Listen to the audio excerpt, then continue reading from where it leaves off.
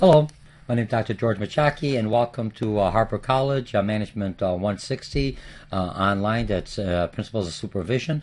And today, this is just an overview to introduce the week. Everyone's doing pretty good from last week's work. One thing you have to look about on the forums.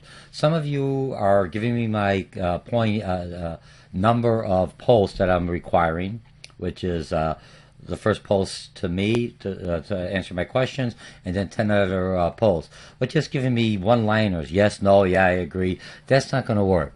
Remember, part of supervision is effective communication. Next week, we're going to be covering communication in the digital age. Part of the supervisor, your effective communication is part of your feedback process, that your employees understand what is required of them, so there's no misunderstanding. Because if the employee doesn't understand what you want him or her to do, it's going to have a cascading effect, because first of all, it's not going to do the task, and then if it has to do something with a customer or client, he or she is not going to be happy because you didn't instruct your workforce in a proper things that your customer or that your boss or somebody wanted to. So what do we have today? We're going to be covering Chapter 9, which is basically problem solving, decision making. Chapter 10, which is communication and theory and modern media. Okay, and Chapter 11 is motivation, motivating employees. Motivating employees and sort of like teams also. So when I'm looking at teamwork, motivating employees and teams. So let's go. We're going to have one forum. It's worth 25 points. I'll get into the forum. You're going to have your regular quizzes. I'm not going to go in and show you that because you already know how to do the quizzes. You have the time. Remember, the quizzes are due by Saturday midnight. Even if you do them by Sunday, I won't take any points off. But try to get them done by Saturday midnight so you can start focusing in on your next week's work and written homework assignment. Okay, so let's go first with the forum and then the chapter lectures. You always have my lectures and my mind maps.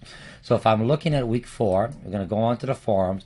This week you're going to have two things in the forum. You're going to, first of all, what I want you to do, you're going to go in here in the forum and you're going to click on the preference assessment link.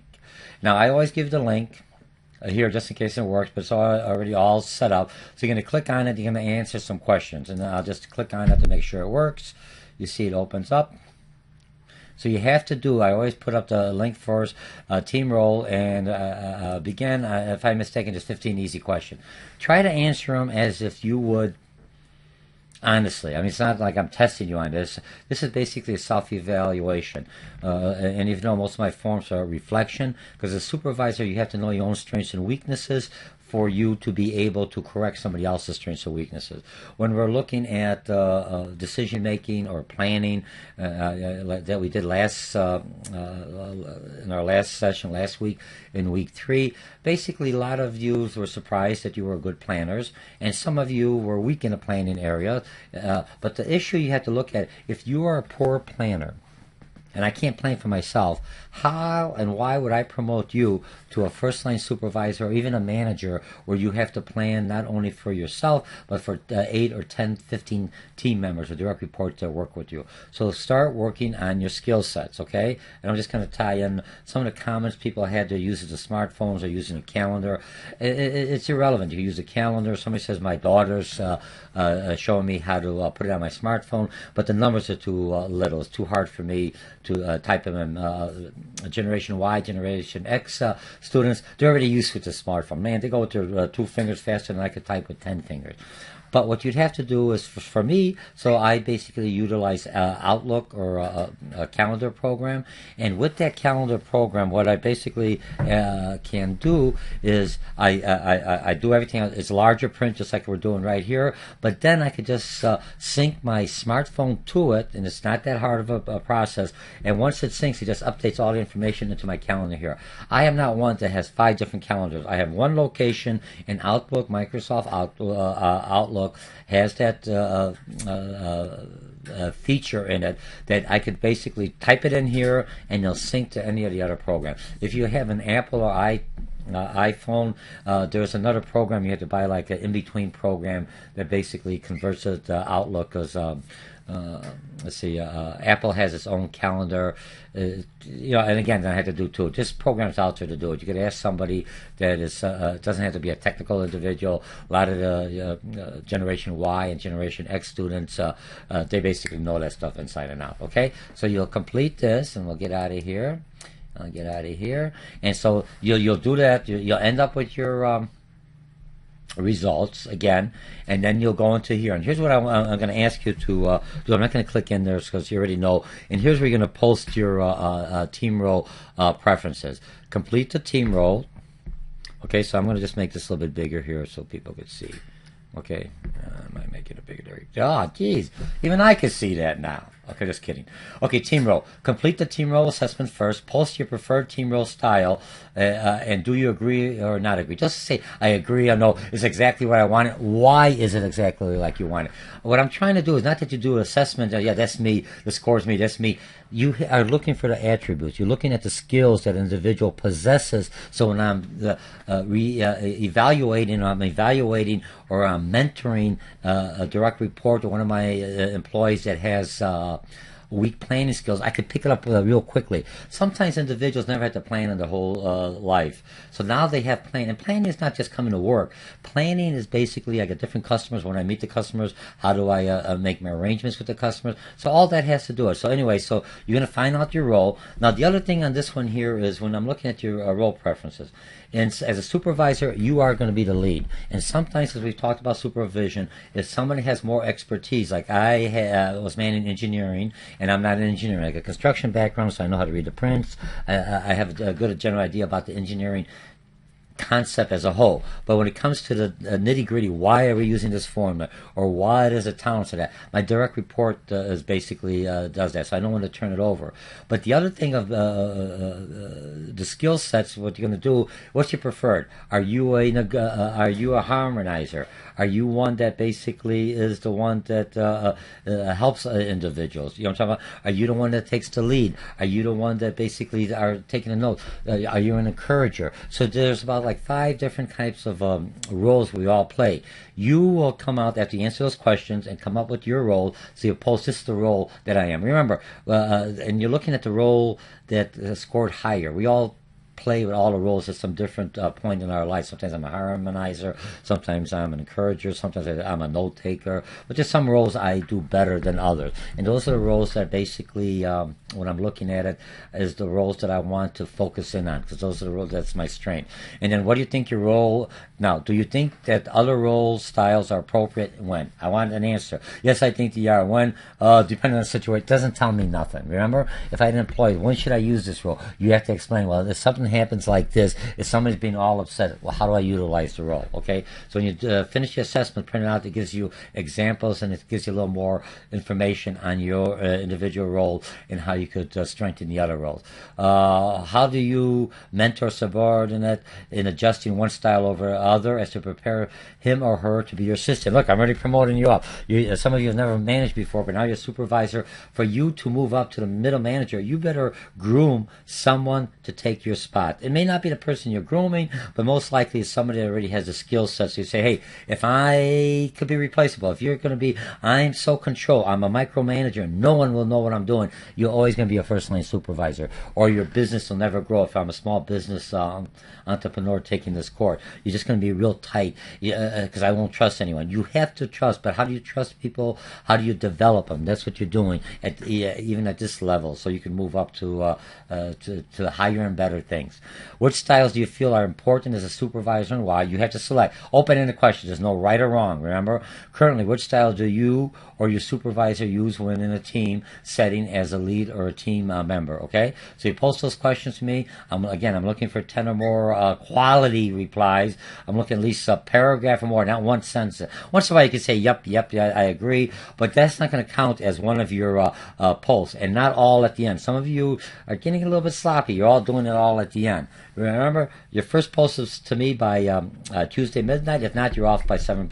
I knock off 5 points right off the bat, so you're going to lose 25. Someone's only posting 1 or 2. Hey, come on, it's not that hard. You got your smartphone. Post something. Talk about it. Because a lot of the stuff is they're asking questions. Remember, when I put in my comments, when I see the forum is slowing down, I will stimulate conversations similar to what I would be doing in a team as a supervisor to make sure that everyone gets a chance to communicate and we're learning through the forums. Remember, the forums are replacing the lectures. And the lectures in the classroom, you'd listen to other individuals here, you'd be reading other individuals' forums. I think last time we had like a 200 forums or 150. I'm doing several online classes, different sections, but usually by 10, I usually end up like 200. I'll read all of them.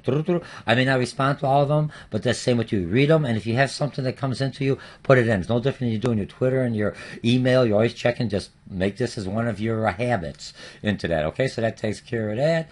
So let's go back into our week 4. So we've taken care of forums, the quizzes. I'm not going to beat that to death. You already know what's going on.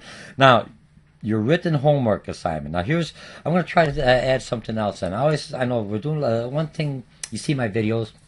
You see me try to lecture. You see me try to connect with you. Now, what I wanted to do is I'm start bringing some videos that you're going to watch, and you're going to basically make some comments on that. As a supervisor, if I'm right there and I see someone doing something, it's easiest for me to understand what happened because I can kind of put the two pieces together. Many times, your team will have some kind of a conflict. Remember, we're going to be talking about one of these chapters is, I think next week is going to be conflict resolutions, or even this chapter. Next week is conflict resolutions.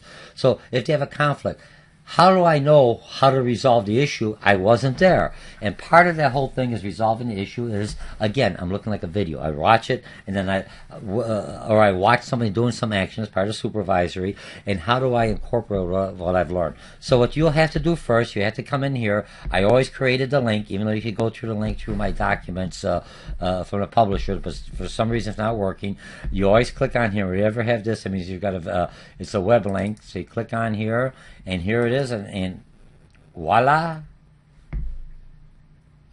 Is it working? Oh, there it goes. There we go. Number one, number two. Okay, so now you had the video. Run it through, listen to the whole video, and then you could basically respond back to it. Okay, so I'm going to get rid of the video. We're done with that. After you've watched the video, now you're going to come in here, and this is going to be your write-up. This one's worth 15 points. You got 3 questions. Okay, again, so you're going to click on here, and discussion questions. Need to watch the video first and answer the following questions. Discuss the concepts of job enrichment. Maslow's talking about the hierarchy, and you already had that. Some of you already had that introduction to business because I teach that management 111. But now you're going to do the hierarchy again. Here's Maslow, physiological news going on. Now we're taking it to the next level.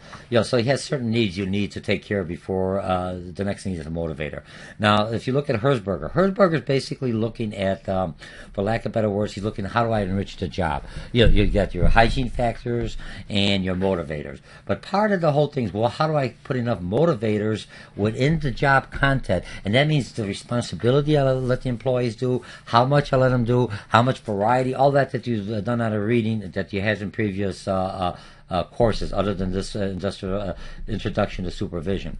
So now, how does job enrichment, how does Container Store utilize this concept? Remember, there's a right or wrong answer in this one. You're looking at the video, and you're supposed to be able to identify how they're doing it. No different if I'm going to watch another team or I'm watching my my peers' team. That's what a lot of supervisors do. Hey, I've got trouble. How do I get this done? Oh, why don't you come and sit with my team for a while? Work with me. Shadow me for a week, and you see how he or she, someone that's more of an expert, doing it. But you have to look. It's not. You can't see everything. You have to visualize. You're being quiet. You're just watching him or her manage the same way. He's not going to say, "Oh, and by the way, I told Jack this." That's not how you work it. You watch how he or she handles the situation, how they enrich the job, and you look, same job description, but just like an instructor, you've taken other online classes, and some make you do nothing, and you've learned nothing. Out of this class, when you leave here, you will know something about supervision. You will also be able to go forward, and if you're taking a 4-year college or something else, it gets a lot harder. I am a piece of cake. You go, boy, Dr. George, I thought he was hard. Oh, I wish wish I had them like that.